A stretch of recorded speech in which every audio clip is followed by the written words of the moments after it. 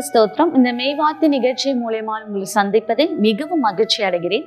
இன்றைய மெய்வார்த்தை, நல்ல நிலத்தில் விதைக்கப்பட்டவனோ கேட்கிறவனும் உணர்கிறவருமாயிருந்து 100ஆகவும் 60ஆகவும் பலன் தருவான் என்றார். இப்போது எனக்கு அன்பானவர்களே பார்த்தீங்கன்னா, நல்ல நிலம் என்பது நம்ம இருதயத்தை குறிக்கிறது.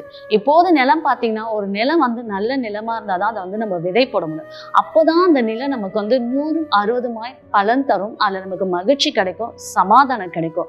அதே போலதான் நம்ம நிலமாகிய இருதயத்தை நம்ம வெறுமையாக்கி கொள்ளணும். வெறுமையாக்கி கொள்ளணும் கசப்புகளோ, பொறாமைகளோ, கோபங்களோ, பழி வாங்குற குணங்களோ இதெல்லாம் இருதயத்துக்குள்ள இருந்தா அது நமக்கு தான் பாதிப்பு உண்டாக்கும்.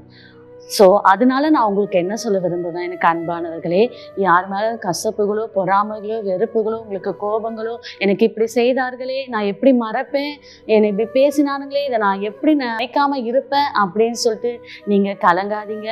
உங்க இருதயத்தை கர்த்தர் உங்களுக்கு சொல்கிறார். உங்கள் இருதயத்தை நீங்க மாற்றிக்கொள்ளுங்க. உங்க இருதயத்தை வெறுமையாக்கி கொள்ளுங்க.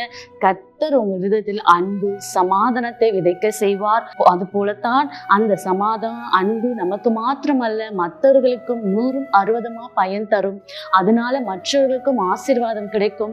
அது உங்க இருதயத்தை நீங்க மாற்றிக்கொள்ளுங்களா, நல்ல இருதயம் போல வைத்துக் கொள்ளுங்களா. அந்த நல்ல இருதயத்துல, நிலமாகிய இருதயத்துல கர்த்தரோட கட்டளைகளையும் கை கொண்டு கீழ்ப்படிந்து நடக்கும்போது கர்த்தர் நமக்கு மிகுந்த ஆசீர்வாதத்தை தருவார். இப்போது ஒரு சிறிய ஜெபம் செய்வோமா? கர்த்தாவே ஏசப்பா, இதுவரைக்கும் ஆண்டவரே இயேசுராஜா, நாங்கள் கோபத்தோடு, யார் மேல வெறுப்போட, கசப்போடு இருந்தா அதனால எங்களுக்குள்ள ஏசப்பா ஒரு பாரம், அதை நினைத்து நினைத்து கவலை ஏதாச்சும் இருந்தா ஏசப்பா, இதை பார்த்து கொண்டு கேட்டுக்கொண்டு இருக்கிறவர்களுக்கு கர்த்தாவே நீங்க ஆறுதலையும் சமாதானத்தையும் அவங்க இருதயத்தை மாற்றி ஏசப்பா உங்க கட்டளைக்கு கீழ்ப்படியும், உங்க கட்டளைகளுக்கு ஃபாலோ பண்ணவும் நீங்க இறக்கம் கிருபை பாராட்டுங்க. உங்க வல்ல கரத்தை தாழ்த்தி ஒப்பு கொடுக்கிறேன். பொறுப்பிடுங்க, ஆசீர்வதிங்க. கர்த்தராகிய பரிசுத்த நாமத்துக்கு ஸ்தோத்திரம் உண்டாவதாக. கலங்காதிருங்கள், பயப்படாதுங்கள். கர்த்தர் உங்களை நேசிக்கிறார். கர்த்தருடைய பரிசுத்த நாமத்துக்கு ஸ்தோத்திரம். ஆமென்.